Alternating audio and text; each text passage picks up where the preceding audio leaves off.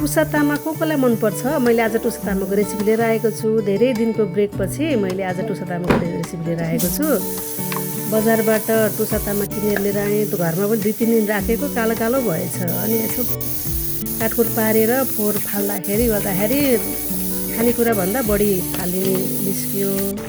अनि त्यही पनि एक छाकला त पुगिहाल्छ भनेर एउटा कराईमा पानी तताउन राखेर अनि पानीमा नुन बेसार तेल हालेर तामालाई बोइल गर्न राखिदिएँ। अनि 5 मिनट जति बोइल गरेपछि त्यसलाई धुई पखाली गरेर पानी तताउन राखिदिएँ। अनि कराईमा चाहिँ तोरीको तेलमा मेथी अनि जिरा तेजपत्ता दालचिनी छिटो खोर्सानी फुराएर अनि प्याज फुराएँ र लसुन अदुवा फुराएर आलु 80% जति पाक्ने जति गरी पकाएँ।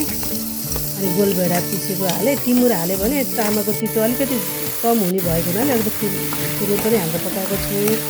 टिमुर गोलभेडा पाकेपछि तामा उरिदिएँ। तामालाई अब पहिलो उमालिसक्यो भने धेरै पकाउनु पर्दैन। 2-4 मिनट मजाले भुटेपछि छिट्टो मिठो बन्ने तामाको तरकारी रेडी भयो। लास्टमा चाहिँ मैले कसुरी मेथी र गरम मसला हालेर यसको फाइनल गरेँ। धन्यवाद।